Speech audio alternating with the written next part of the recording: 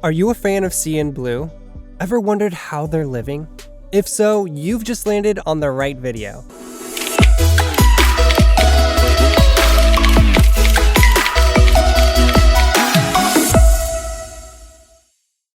Hello everyone and welcome back to Starstruck, where you'll get an inside look at all your favorite K-pop groups' living arrangements.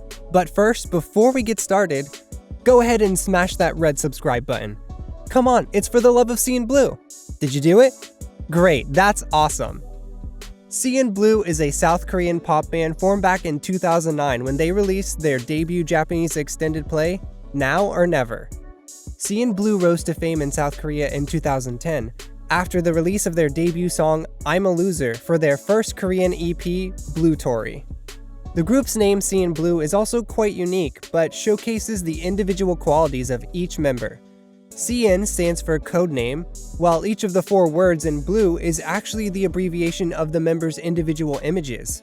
Burning represents Lee Jong-hyun, Lovely represents Kang Min-hyuk, Untouchable represents Lee Jung-shin, and Emotional represents Jung Young-hwa.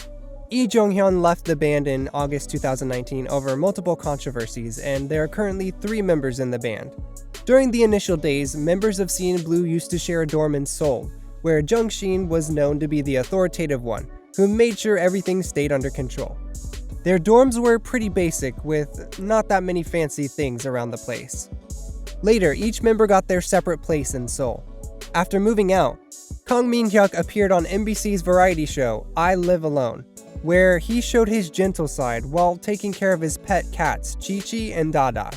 He also gave a peek into his daily routine and told his fans about his favorite food choices, including the fact that he always prefers home-cooked food over dining out. The group went into a hiatus in 2018 when they had to depart for 2 years of mandatory military service.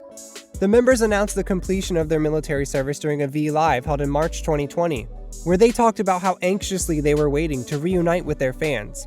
During the V-Live, Lee Jung-shin shared his excitement and said, "To be honest, I'm worried this might be a dream.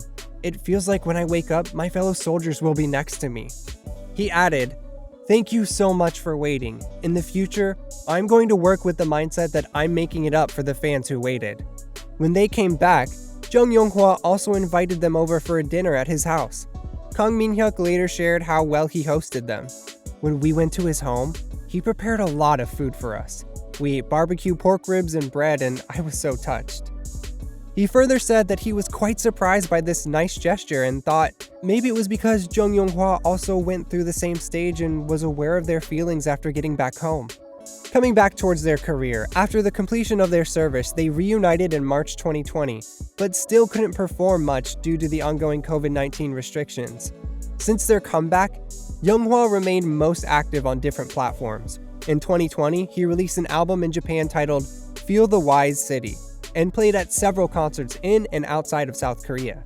In November 2020, Cnblue made a comeback with their 8th mini-album, Recode, which was released after almost 3 years and 8 months of a break.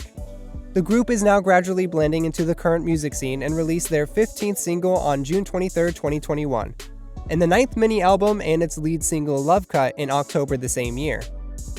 As they remained out of the scene for quite a long time, we still have a lot to know about the recent developments in their lives, like where they're currently living and what the group's up to in 2022.